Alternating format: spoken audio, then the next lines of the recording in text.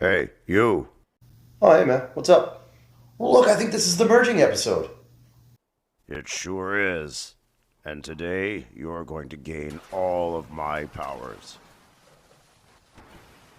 Even this one. What just happened? Uh-oh.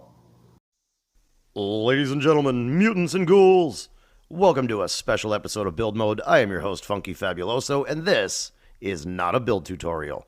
I'm not bringing you in here just to teach you how to build my fireplace. No, what we're doing today is much more important, and I'm just as excited as you to get started. So let's do this. All right, we are finally doing this. Let's kick this thing off with the basics. The first is the most widely used technique, the drop merge.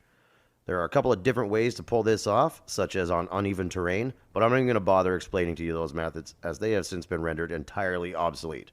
We're just going to go straight for the pressure plate. First thing you're going to need is your support item, which is the base item you'll be merging into. Then you'll need your merge item. These items can be almost anything, so your only real limitation is your own imagination. Here are a few examples to get your wheels turning. You can put things under your floors for various reasons, such as custom light fixtures. You can seamlessly blend crafting benches into your decor. You can hide other pressure plates to create automated dynamic lighting. Or you can even put a bike inside this aquarium. For this example, we're going to be putting stuff on a shelf. This is the best way to show you all the different nuances there are to this.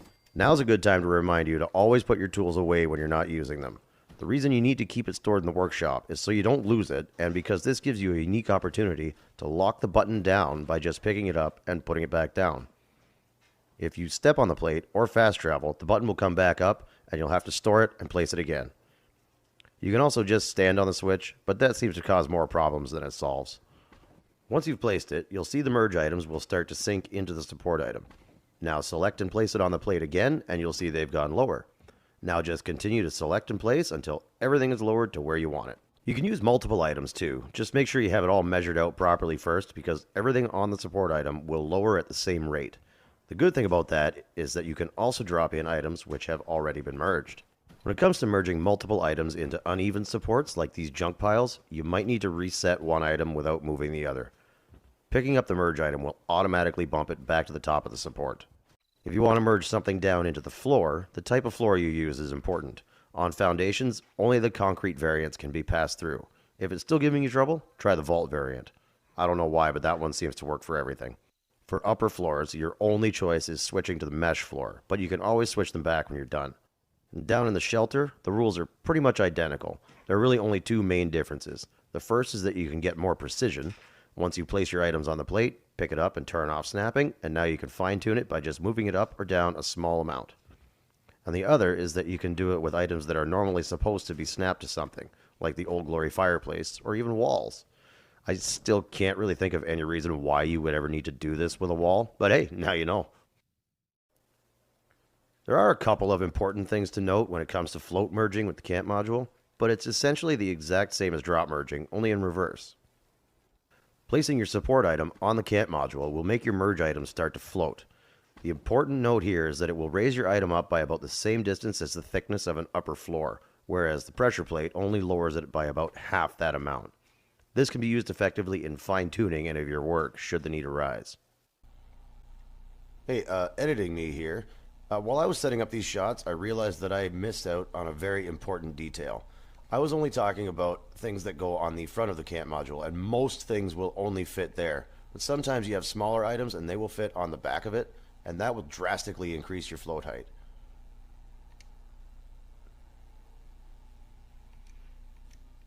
The other neat thing about the camp module is that you don't actually need a support item at all to make things float. You can just place your item on the module, then move it out of the way, and now it's just floating there. If you want it up high, you can just put the module on something. It can be anything at all. I usually just stack some tables up. After you have your item set, you can scrap the tables and move the module. Anything you can put onto the module can be floated. That's actually pretty much all you need to know about the module. So we're going to go ahead and go back down into the shelters now. Down here, you can't do any of that stuff because you don't get a camp module. But that's a good thing because you don't need any of that stuff. There is a completely different set of rules for all the items down here. And there's cotton candy and rides and all sorts of surprises down here. And balloons, too. all the colors. Do they float? Oh, yes. They float. Shorty. I've been trying to work that gag into every video I've made so far, but yeah, everything floats down here. Now, we get to the fun stuff. Break merging with the flamethrower. From time to time, you'll find some items that just won't let you stack them, preventing you from doing a drop merge, which can be extremely frustrating. But we don't give up around here. No. When the going gets tough, the tough burn shit down. Like the pressure plate, always keep your flamethrower stored in your workshop. It will damage itself while in use, so keeping it stored will keep it fully repaired at no cost to you. For this, you won't have a support item. Instead, you'll have a break item. You'll need to make sure your break item is positioned where you want it to stay, and you're finally going to bring out the flamethrower and destroy your item by either exiting workshop mode and manually triggering the trap, or connecting it to a power supply. Wiring it up will allow it to continuously trigger itself until it breaks. This can be helpful if you have a lot of items to destroy and don't want to have to keep going in and out of workshop mode. After all your break items have been destroyed, you're free to move in your merge items. Once they're in, you can repair your break and you're good to go. But since it's a break and not a support, these two items won't be attached, and you can't move them both at the same time. So this is pretty much permanent unless you want to start over. Take note that the distinction between break and support is about to become much more relevant. That's because now we get into some fancy stuff. This is the total break. Sometimes you'll find you still can't merge into a broken item, but there's a great way around that. This time you'll have to put your break item on a support and destroy that support. If you're going vertically on the walls, then it's not much of a hassle. You just have to double wall, then burn the wall with your break item on it. And that's how we get our lovely sheep sloth. You can use lots of supports aside from walls to achieve this same effect, but whatever you use, the method is still the same. If you're using a floor-mounted item, it's not going to be easy to destroy your support, as most of the time it's going to be down too low and out of range of the flamethrower's area of effect. Now, of course, you can just drop merge your flamethrower, but it doesn't like going into floors, so it's not always worth the trouble. You're usually better off with a shooting target. You can still use any item you want, and all of the following still applies, but the shooting targets are the best way to go, and they're super easy to hide. I usually use the golf ball myself. These shooting targets are found under Floor Decor, and were first released in the 25th anniversary bundle in the Atomic Shop. Some other ones have been released since then, like the most popular one, the Thrasher Egg, which isn't found as a variant of the shooting targets and was a Season 19 reward. The first step is to drop merge the break item onto the support item so that it's at the level you want it to be. Now you have to destroy the support. You won't need the flamethrower with the shooting target, you can just go out of workshop mode and shoot it. Hop back into workshop mode and you'll see now there's no ghost outline and your break item doesn't seem to exist anymore. So you're ready to move in all your merge items without issue. You may have to break and fix your support a few times to get your merge aligned properly, but that's the best part of the shooting target. It's free to repair. You can even put a bike inside this guardrail. All of these rules apply the exact same way in the shelter, except again, you have a little more freedom. When you're stocking shelves or using chessboards, you don't have to do any measuring or counting or any drop merging tricks at all. You can just burn your table or shelf, and you can just float your items in while using the ghost of your break to align them. With the chessboard, you'll find you have far more precision, and you'll never need to put it on a poker chip just to make sure your item is displayed correctly. Remember though, a break is not a support. You cannot pick this shelf up and move it with the stuff on it. So that's actually the hard part done. If you've gotten this far, then you've mastered all the basic skills, and the rest of this should be a breeze. So let's hop to it. Structural merging involves walls, floors, stairs, and roofs. We've already looked at walls a little when we were burning things, so let's continue with that and get into some of their more specific functions, such as the pass-through. Depending on where you're passing your item through, sometimes you can just switch it to a doorway, but this isn't always a viable option. Destroying your wall will open it right up, allowing you to pass through any object that will fit. If you need the full breadth of the wall, you'll need one that doesn't have any obstructions in the middle, which will allow you to pass through larger items. These 14 wall kits you're seeing now will all work for this, and the good news is that one of them is the basic wood wall that everyone gets at the start of the game. If you have the pavilion walls from the Season 15 scoreboard, however, you'll be doing a lot less flamethrower work. If your wall is a doorway, you won't be able to switch to the pavilion wall. You'll have to switch it to a full wall or window first. Doing it this way can open other unique decor opportunities, as it won't remove your wall-mounted items when you switch like it does when you destroy the wall. Keep in mind, you cannot destroy the pavilion walls. This is also useful if you can't quite fit something into the space you want it in. Switching or burning the walls will give you just that little bit more room you need to make it fit. But if you're just running wires through, there's another much easier way. If you put your power connector on a support item, you can move the support around and the game doesn't recognize the wire until you put it back down, allowing you to pass the wire through floors, walls, and roofs, and even stretch it across your entire camp. When it comes to actually merging walls, you'll have two different ways you can go: partial and full. For the partial merge, you'll need at least one of the army base, corroded concrete, or abandoned mine wall kits available. If you're using the abandoned mine kit, you will need to use these partial pieces rather than the full wall. It's not really a vertical half wall, it's more like a wall and a half. Start with the foundation with a wall on it. Add the half catwalk and snap a foundation to it, then burn the wall and move the foundation over. You can now put a wall halfway into another wall. If you do the same thing on the other side, you can have your door centered on a facade with an even number of tiles. Use the quarter catwalks to adjust their position to allow for windows. For the full wall merge, unfortunately, the abandoned mine kit is out of the running. I've been told it used to do this, but I've never been able to make it work. Only the army base and corroded concrete will allow this. It's simple though, just burn and place. This can be used to fill in windows, cover up powered doors, or just even make interesting exterior walls. Wall merging in the shelters is unfortunately exactly the same. There doesn't seem to be any hidden bonus or even any other wall kits joining the party. We covered a bit about floor merging already too, namely the concrete foundation and the upper floor screens, but an addendum to that is required. There used to be something called a foundation merge. Though it still works, it is never really necessary, and if I'm being honest, it never really was. The basic premise is that you have items on a foundation which is snapped to another. You'll pull it just far enough away to break the snap, and when you place it back down, the items will stay, but the foundation will go back to the snap. You might still find a use for this, but now that they've increased the snap distance on foundations, this has more or less just become a typical Bethesda bug that makes people who aren't careful lose a bunch of stuff inside their floors. There are better ways. Speaking of better ways, if you want something to be on the ground coming up through the floor, the concrete foundation is going to give you some trouble. So in this case, you'll want to destroy your item and use a wooden foundation over it. Sometimes it still won't go, so you can either do the total break with the shooting target, or just snap the foundation to another. The latter is what you'll usually end up doing. Here's a bonus tip: underpinning. Just snap a catwalk to your foundation and then a wall. If you want it facing the other way, just pop the floor out and put the catwalk on the inside.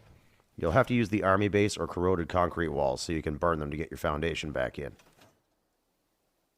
And down in the shelters, the rules are pretty much identical, but, floating. There's not really too much to say about stairs, but that's simply because you can't destroy stairs, making them immune to most of what we've learned so far. There are a couple of quick tips I can give you though. 1.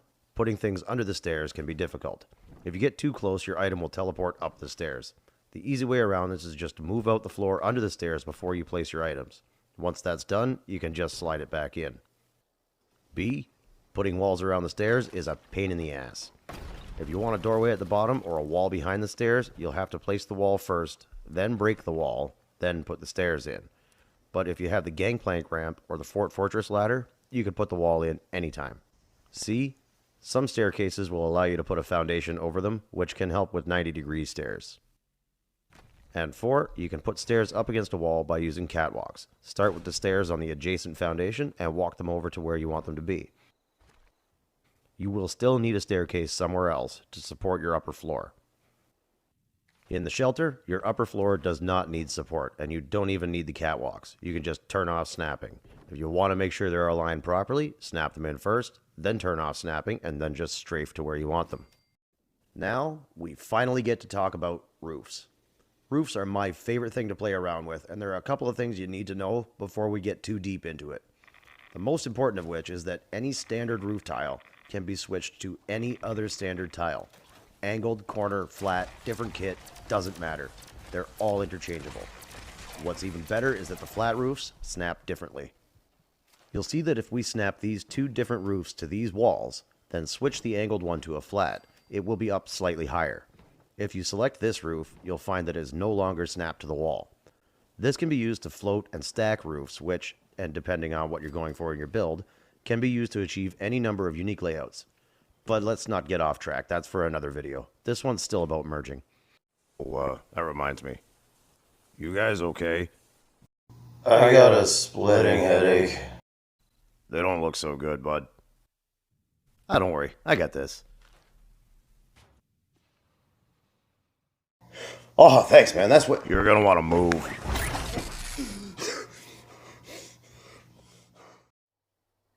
Roof merging can be extremely tedious on the surface, but it can be done. They have interesting collision rules when they're destroyed, too.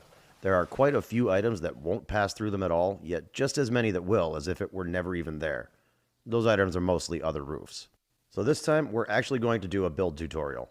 I know I said we weren't going to, but this specific example I've come up with utilizes nearly every mechanic in the roof category. So once we finish this, you should have a full understanding of just how the roofs work. So we're going to be starting off by putting an angled roof on an L-shaped building. Once you've gotten the whole roof in, you'll notice that there's this hole in the corner. Come up here and flatten this roof so that you have a comfortable place to stand. Now place another angled roof inside the hole. You'll need to get another roof in there going the other way by burning the one you just placed. Put your trap on the roof you just flattened and burn away. Now you can place the second roof with no issues. Once that's repaired, your corner will be filled in, but it doesn't look good inside. That brings us to the sneakiest, dirtiest, cheap shot merge trick out there, and that's the drop ceiling. This is going to give you a lot of hidden space to work with, and is, without a doubt, the perfect solution for wiring in your structures. So before you put your flamethrower away, select that flat roof you're standing on and snap it down to the wall. Now you'll burn down the corner you just made and see that you can snap another flat roof to this one. You cannot, however, snap them to the walls inside, even though your high roofs are destroyed. So just go along burning all the high roofs and placing the flat ones. Once you get back around to where you started, you just have to fix this one spot. But I'm pretty sure by now you know how to do that. When it comes to utilizing the space inside your new drop ceiling, there are a couple of different ways you can go. You can burn the high roofs again, or you can go into free cam mode and fiddle around close up, but the best way is to just flatten the roofs and put the stuff on them. When you leave something on a roof, then change the angle, the item will still stay where it was. So you can hide your generator, your conduits, and whatever else you might need to conceal. Do you remember that custom light fixture we made earlier? You can just slide that right in. You can also use it as a secret room to store your important resources. If you can build this on the surface, you can do everything that roofs will allow you to. Down in the shelter, though, this is so much easier. You don't have to burn any of the roofs for any reason. To make the corner, you just have to flatten the first piece and the second will go right in, and they'll just stack with no issues. You don't even have to switch them to put things in the space. You just have to move them out of the way and place whatever you want. Now that you've gotten through that, you know almost everything there is to know about the structural mechanics in this game. Take some time, play around with the roofs in your shelter and get a good feel for how they work. They can do so much and aren't restricted to just being used as roofs. And anything you can do with a roof in the shelter, you can do on the surface. It just takes a little more work.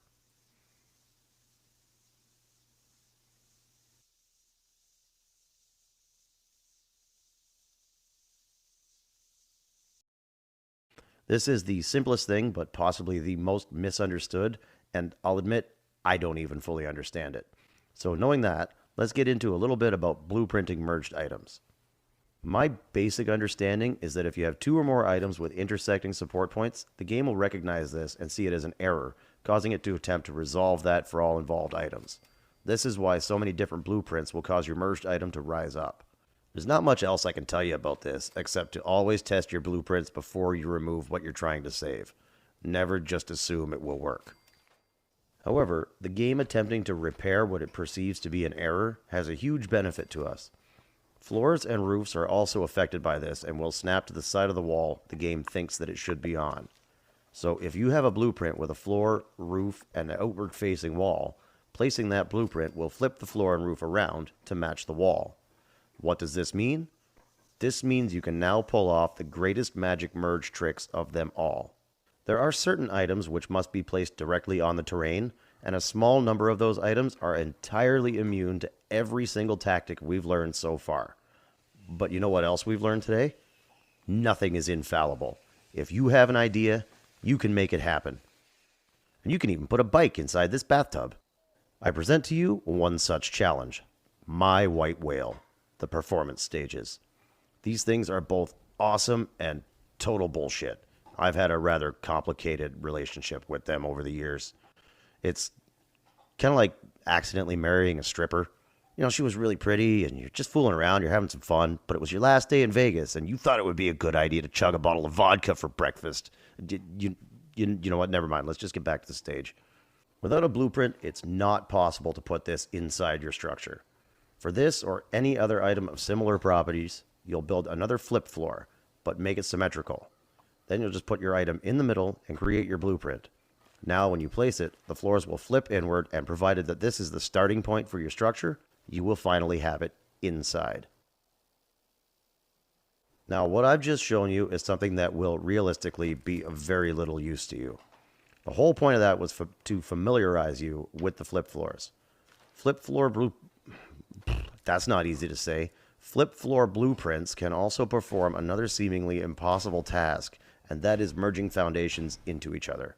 If you ever rolled up on one of these round camps, you probably spent a good chunk of time just looking at it, trying to figure out how they did it, and then you run back to your own camp and start experimenting. The first thing you notice is that no matter what you try, you just can't put those floors inside it like that. You'll try everything you can think of, but damn it, it just won't go. So here, now, for our final task, I'm going to show you how.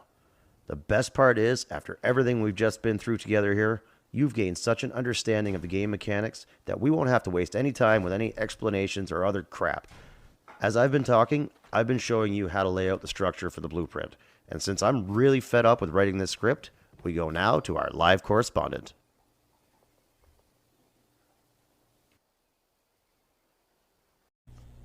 All right, thanks, Funky. Great to be here. So, to create the blueprint, you're going to want to select everything but the catwalks. You can actually just remove the catwalks, but we don't need to bother doing that. Just make sure you select all of the floors, especially the one in the middle. If you don't have that one in the middle, you're going to get a hole in your floor. If you're anything like me, then in order to place the blueprint, you're going to have to remove all of this because you're probably stupid and built it right in the middle of the build area, so you can't place another one to test it first. Now you're also going to want to make sure you're doing this on a nice flat area. Like pick one of the greens here at the White Spring. It's the best place to do it. That will make sure you don't have any problems placing down the blueprint. After you've got it placed down, you're going to be able to just pack up and move wherever else you want. So you just have to fiddle with it a little bit and get it into the ground, and when it places, all of those floors will magically pop right inside the structure. You're going to get a lot of flickering with your floors, and this can actually be solved by vertically offsetting some of the foundations before you make the blueprint. But basically, you just got to put more effort into it than I did on this one. But once you've gotten this, you can make another blueprint, and you have this perfect round structure that you can pack up and take to any camp you want with you. And that's going to bring us all the way back to here. See, I told you I wasn't going to teach you how to build my fireplace, but I have suspicion you already know how. So that's where we're going to end it.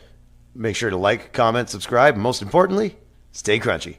Goodbye. And here's today's funky fact. The best part about being a man with no sense of pride or shame is that when I get a wedgie, I can just fart it out.